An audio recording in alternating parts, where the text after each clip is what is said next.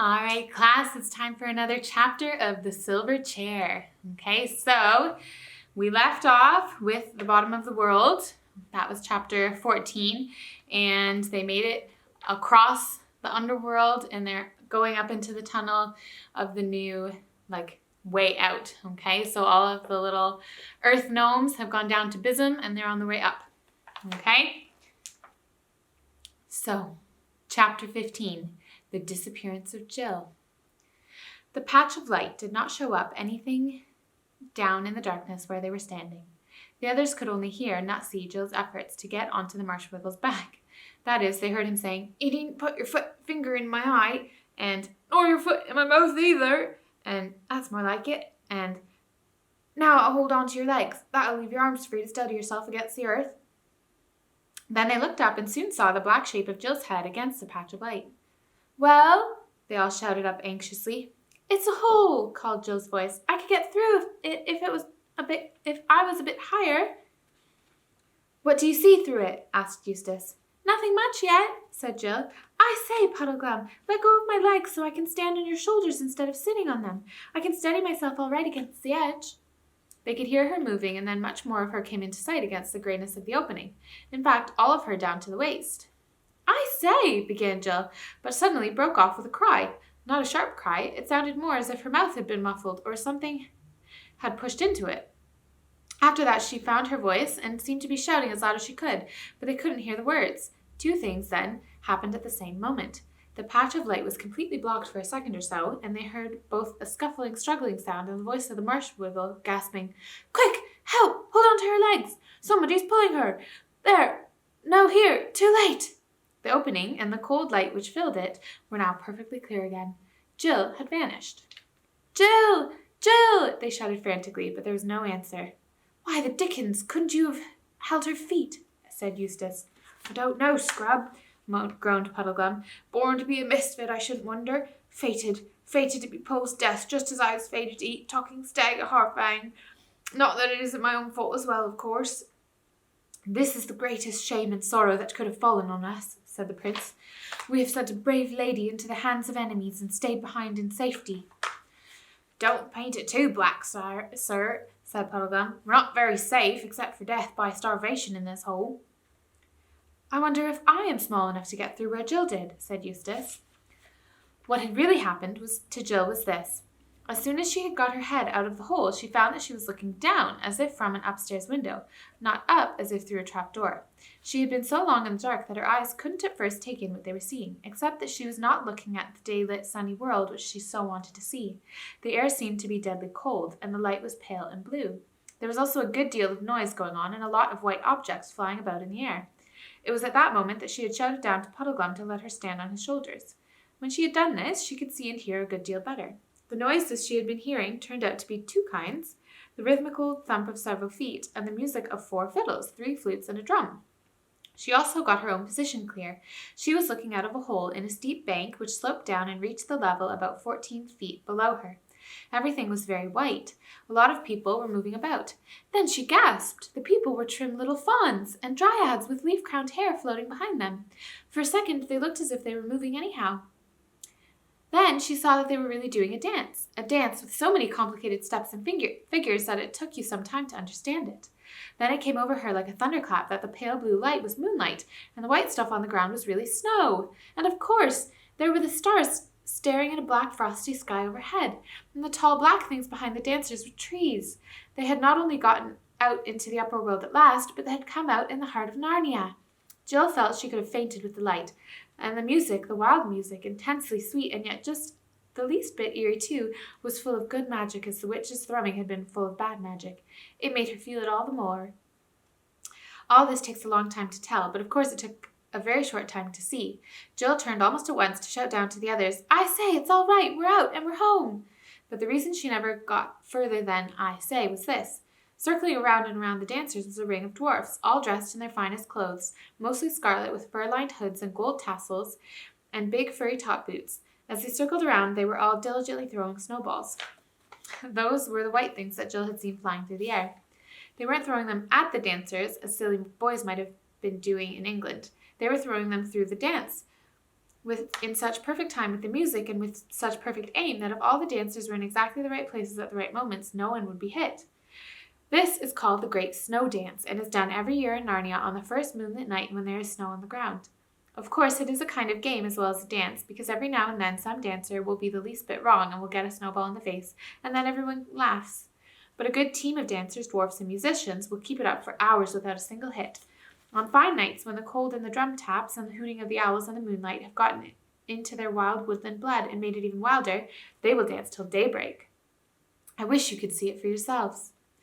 What had stopped Jill when she got as far as the say of I say was of course simply a fine big snowball that came sailing through the dance from a dwarf on the far side and got her fair and square in the mouth. She didn't in the least mind. 20 snowballs would not have dampened her spirits at that moment, but however happy you were feeling, you can't talk with your mouth full of snow. And when, after considerable spluttering, she could speak again, she quite forgot in her excitement that the others down in the dark behind her still didn't know the good news. She simply leaned as far out of the hole as she could and yelled to the dancers, "Help! Help! We're buried in the hill! Come and dig us out!" The Narnians, who had not even noticed the little hole in the hillside, were of course very surprised, and looked about in several wrong directions before they found out where the voice was coming from. But when they caught sight of Jill, they all came running towards her, and as many as could scrambled up the bank, and a dozen or more hands were stretched up to help her.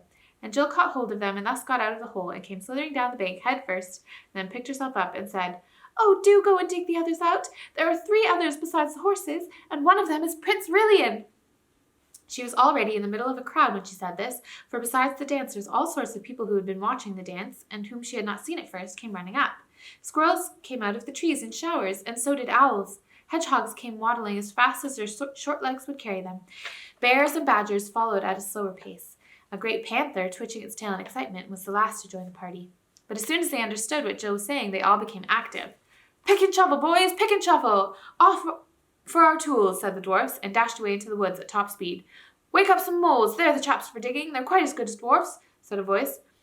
"What was that she said about Prince Rilian?" said another. "Hush," said the panther. "The poor child's crazed, and no wonder after being lost inside the hill. She doesn't know what she's saying." "All right," said an old bear. "Why, she said Prince Rilian was a horse." "No, she didn't," said a squirrel, very pert. "Yes, she did," said another squirrel, even perter. "It's quite true. Don't be so silly," said Jill. She spoke like that because her teeth were now chattering with the cold. Immediately one of the dryads flung round her a furry cloak which some dwarf had dropped when he rushed to fetch his mining tools, and an obliging fawn trotted off among the trees to a place where Jill could see firelight in the mouth of a cave to get her a hot drink. But before it came, all the dwarfs reappeared with spades and pickaxes and charged at the hillside. Then Jill heard cries of, "Hi, what are you doing? Put that sword down!" and "Now, young un, none of that!" and "He's a vicious one now, isn't he?" Jill hurried to the spot and didn't know whether to laugh or cry when she saw Eustace's face, very pale and dirty, projecting from the blackness of the hole, and Eustace's right hand brandishing a sword with which he made lunges at anyone who came near him. For, of course, Eustace, having been a very different time from Jill during the last few minutes. Eustace had been having a very different time from Jill during the last few minutes. He had heard Jill cry out and seen her disappear into the unknown. Like the prince in Puddleglum, he thought that some enemies had caught her. And from down below, he didn't see that the pale bluish light was moonlight. He thought the hole would lead only into some other cave, lit by some ghostly phosphorescence and filled with goodness knows what evil creatures of the underworld. So that when he had persuaded Puddleglum to give him a back and drawn his sword and poked his head out, he had really been doing a very brave thing. The others would have done it first if they could, but the hole was too small for them to climb through.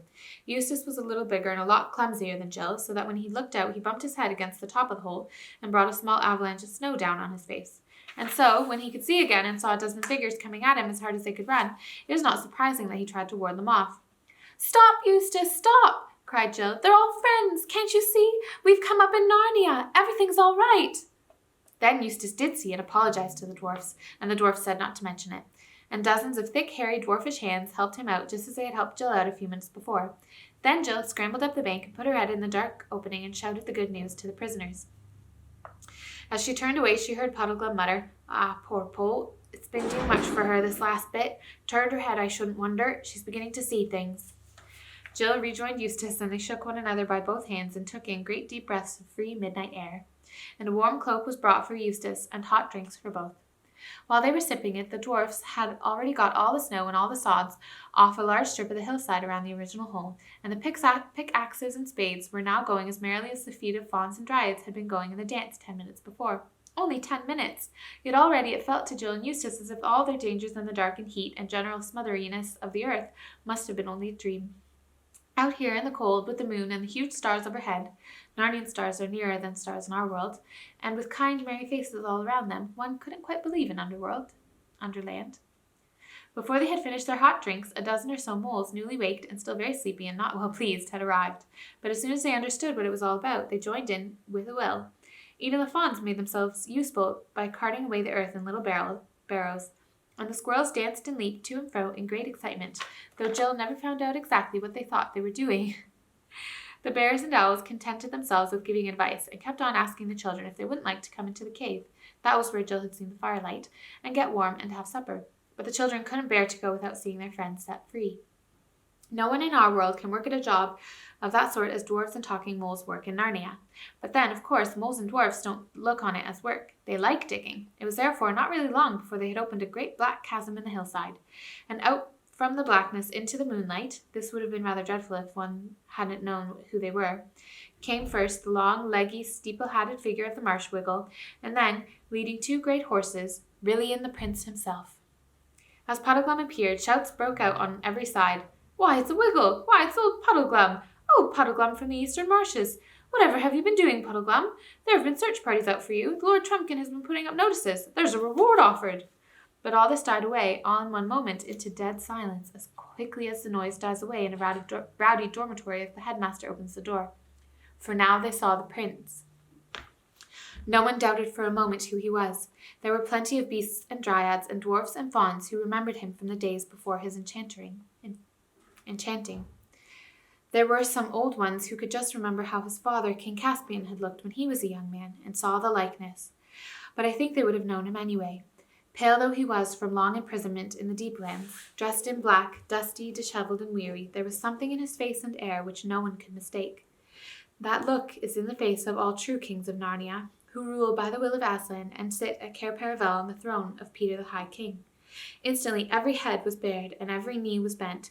A moment later, such cheering and shouting, such jumps and reels of joy, such handshakings and kissings and embracings of everybody by everybody else, broke out that the tears came into Jill's eyes.